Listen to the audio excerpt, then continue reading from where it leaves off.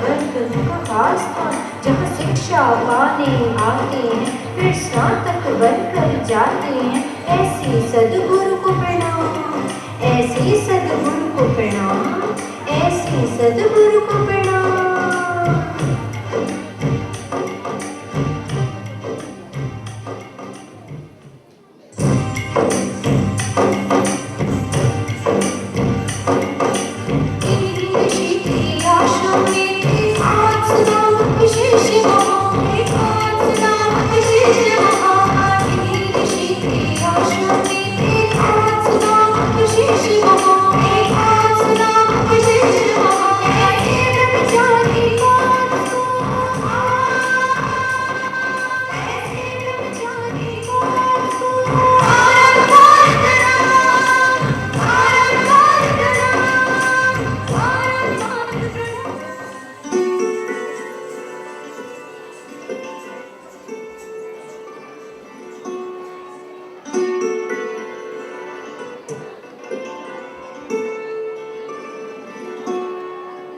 प्रणाम आचार्य। आयुष्मान भव वत्स। कौत्स, तुम्हारा भी अध्ययन पूर्ण हुआ और तुम स्नातक हो चुके हो, अतः अब अपने घर जा सकते हो। धन्यवाद आचार्य। आचार्य, मैं आपको गुरुदक्षिणा में क्या दूं? वत्स, तुमने आश्रम में रहते हुए मेरी बहुत सेवा की है तथा पूरी मेहनत से अध्ययन भी किया है, अतः मैं तुम्हारी सेवा एवं श्रद्धा से ही प्रसन्न हूँ। तुमसे अन्य किसी दक्षिणा की इच्छा नहीं करता, अतः तुम निसंकोच अपने घर जा सकते हो। परंतु आचार्य, यदि आप मुझसे गुरुदक्षिणा नहीं लेंगे तो मेरा अध्ययन अपूर्ण ही रह जाएगा। नहीं वत्स, मैं तुम्हारी सेवा एवं श्रद्धा को ही वास्तविक दक्षिणा समझता हूँ, इसलिए ऐसी कोई बात नहीं। परंतु आचार्य, आपको गुरुदक्षिणा दिए बिना मैं कैसे जा सकता हूँ? अतः कृपा करके आप बताइए कि मैं आपको क्या दक्षिणा दूं? ठीक है, तुम दक्षिणा देना ही चाहते हो तो सुनो। तुमने मुझसे 14 प्रकार की विद्याएं पढ़ी हैं, अतः एक एक विद्या के बदले में 1-1 करोड़ स्वर्ण मुद्राएं लाकर दो। जो आज्ञा आचार्य।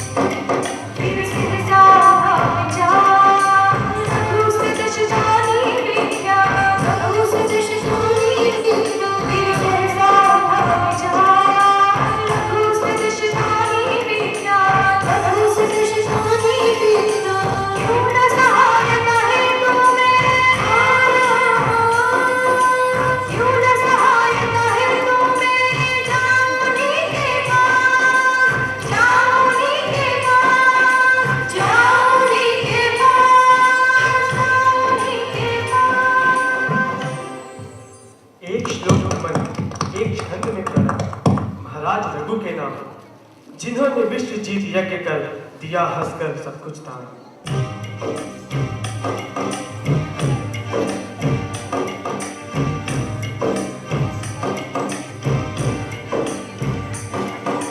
शेष नहीं कुछ रहा मिट्टी के बर्तन में अब खाते हैं, बर्तन में अब खाते हैं। शेष नहीं कुछ रहा मिट्टी के बर्तन में अब खाते हैं, बर्तन में अब खाते हैं। सोने चांदी के पलंग नहीं अब तो भूमि पर सोते हैं, अब तो भूमि पर सोते हैं।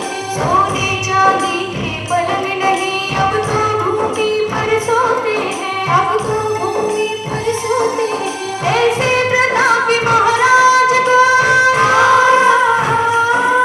ऐसे प्रतापी महाराज को शत शत बार प्रणाम, शत शत बार प्रणाम, शत शत बार प्रणाम, शत शत बार प्रणाम। महाराज की जय हो। कहो प्रतिहारी, क्या बात है? महाराज, गुरुकुल से कौस नामक एक स्नातक महाराज से मिलना चाहते हैं। क्या गुरुकुल से स्नातक आए हैं? उन्हें आदरपूर्वक यहाँ ले आओ। जो आज्ञा महाराज। वरतंतु शिष्य कौत्स के चरणों में रघु का प्रणाम स्वीकार हो। राजन, आपका कल्याण हो। आपके यहाँ आने से मैं कृतार्थ हुआ। मैं आपकी क्या सेवा कर सकता हूँ? मैं जिसके पास इतनी आशा लेकर आया था, उसकी दशा तो मुझसे भी बदतर है। अब मैं इन्हें अपना उद्देश्य कैसे बताऊं? मैं इतना स्वार्थी कैसे हो सकता हूं? महाराज, मैं आया तो एक आशा से ही था, परंतु क्या विप्रवर, आप निसंकोच अपना उद्देश्य बताइए। मैं आपको वचन देता हूं कि आपके उद्देश्य को पूर्ण करना मैं अपना कर्तव्य तथा अवभाग्य समझूंगा। महाराज, आपके पास मेरे आने का उद्देश्य यह है कि मुझे गुरुदक्षिणा के लिए 14 करोड़ स्वर्ण मुद्राएं चाहिए। परंतु यहाँ आपकी स्थिति को देखकर मुझे कहते हुए अवश्य संकोच का अनुभव हो रहा है। संकोच मत कीजिए आप। यह सच है कि विश्वजित यज्ञ के पश्चात अब मेरे पास किसी को देने के लिए कुछ भी नहीं है, परंतु मेरे पास अब भी बाहुबल है। अतः आप आज रात यहीं विश्राम कीजिए। कल प्रातः मैं आपको आपका अभीष्ट प्राप्त कराने का पूर्ण प्रयास करूंगा। प्रतिहारी, विप्रवर की व्यवस्था हमारी अतिथिशाला में कर दी जाए। जो आज्ञा महाराज। कहाँ जाऊं? विप्र को देवा वचन निभाना है, अंतिम उपाय है ये। आक्रमण फल को वेद धन पाना है।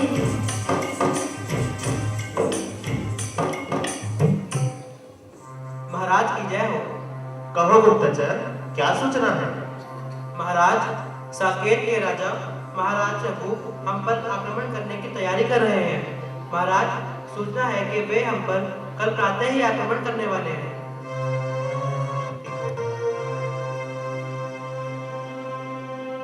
कोषाध्यक्ष को तुरंत बुलाया जाए। जो आज्ञा महाराज। महाराज की जय हो। साकेत के महाराज, रघु का खजाना भर दिया जाए।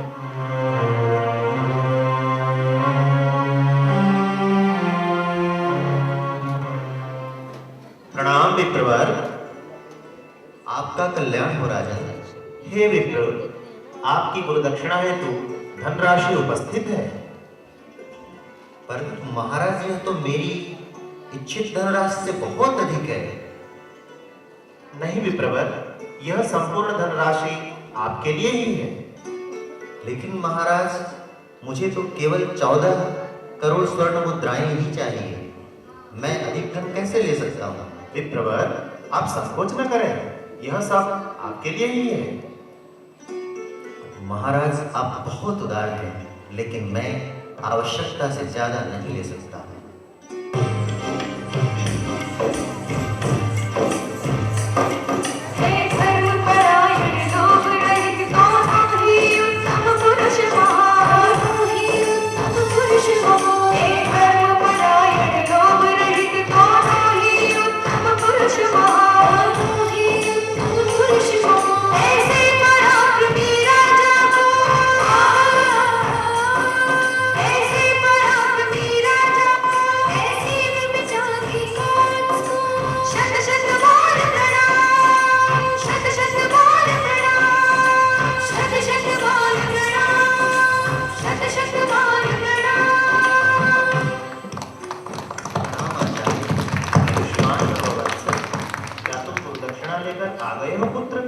आचार्य, आपके आदेशानुसार यह 14 करोड़ स्वर्ण मुद्राएं आपके श्री चरणों में समर्पित हैं। वास्तव में तुम धन्य हो वत्स। तुम्हारी गुरु भक्ति से मैं बहुत प्रसन्न हूँ। ईश्वर तुम्हें शक्ति, भक्ति एवं सदैव सत्साहस प्रदान करते रहे।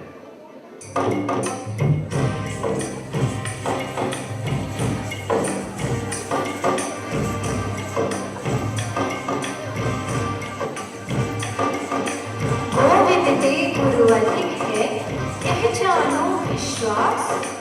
गोविंद डाले नरक तुही, गुरु मिटा मत त्रास। राम कृष्ण से को बड़ा, सिन्हू तो गुरु